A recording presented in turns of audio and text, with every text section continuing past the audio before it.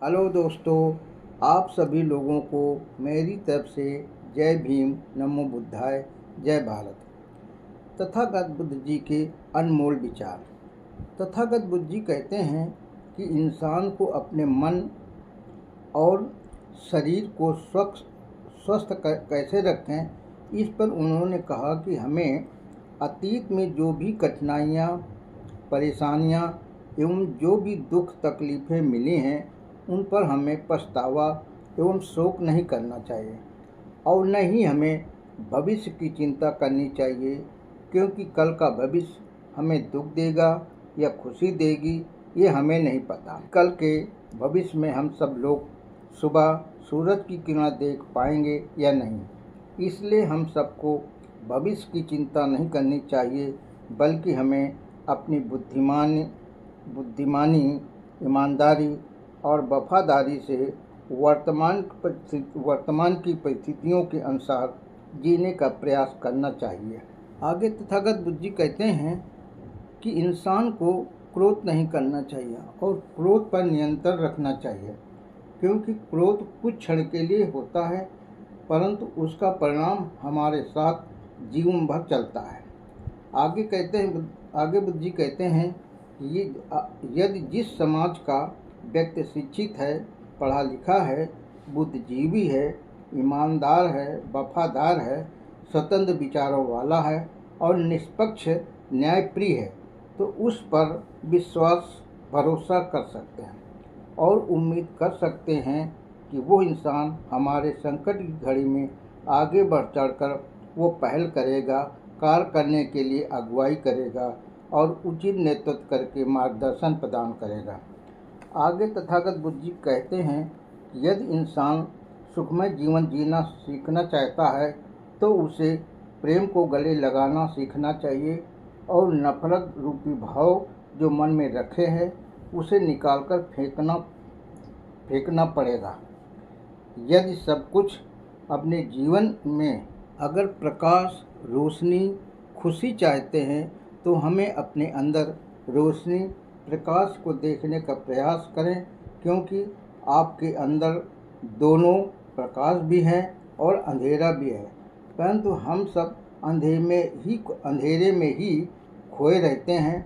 अंधकार से बाहर निकलने का प्रयास करें और अपनी ज़िंदगी को नए तरीके से बदलने का प्रयास करना चाहिए। जहाँ जहाँ आप लोग जाते हैं, हम सब लोग जाते हैं, वहाँ सारी चीज़ें, सारी वस्तुएं मौजूद रहती हैं।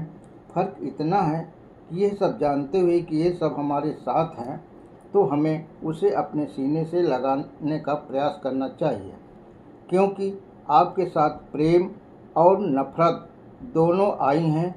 हम लोग नफ़रत को सबसे पहले अपने गले लगा लेते हैं, परंतु अभी तक हम सब लोग प्रेम को गले लगाना नहीं सीख पाए। आगे तथागत भगवान बुद्ध जी कहते हैं कि जब हम अपना चेहरा दर्पण में या आईने में देखते हैं और हमारे चेहरे पर जो दाग लगा हुआ होता है, तो हम अपना चेहरा साफ कर लेते हैं, न कि हम दर्पण को ही तोड़ देते हैं। उसी प्रकार अगर कोई हमारी कमियां बता रहा है, कमियों को गिना रहा है, तो हमें उस पर क्रोध नहीं करना चाहिए, बल्कि हम अपनी कमियों को क्यों नहीं ठीक कर रहे हैं, उन्हें अपनी कमियों को सुधारना चाहिए। जो हमारी कमियों को गिना रहा है, हमें उस पर क्रोध करने के बजाय हमें अपनी कमियों को दूर करना चाहिए, न कि बताने वाले पर क्रोध करना चाहिए। तथागत बुद्ध जी अपने विचारों में कहते हैं कि रोटी तभी अच्छी लगती है जब उसे दोनों तरह से पकाया जाए अथवा सेकी जाए, तभी रोटी में स्वाद आता है और खाने में अच्छी लगती है। और अगर रोटी को दोनों तरफ से सेका नहीं जाता है तो रोटी बेस्वाद हो जाती है, वो खाने में अच्छी नहीं लगती है, क्योंकि वो कच्ची होती है। उसी प्रकार जीवन के रिश्ते भी रोटी की तरह होते हैं, और अगर दोनों तरफ से रिश्ते निभाए नहीं जाते तो वो रोटी की तरह बेस्वाद बन जाते हैं। इसलिए जीवन के रिश्ते दोनों तरफ से निभाए जाए तो जीवन खुशियों से भर जाता है। क्योंकि ताली एक हाथ से नहीं बजती है, ताली बजाने के लिए दोनों हाथों को जोड़ना पड़ता है और रोटी को दोनों तरफ से सेकना पड़ता है, तभी रोटी का स्वाद अच्छा लगता है। आगे तथागत बुद्ध जी कहते हैं कि जब किसी को बार बार समझाने पर भी जब कोई अपनी आदतें नहीं सुधारता है, अपनी आदत से बाज नहीं आता है, तो उसे समझ लेना चाहिए कि उसे कोई सुधार नहीं सकता है। उसे तो सिर्फ और सिर्फ वक्त ही सुधार सकता है।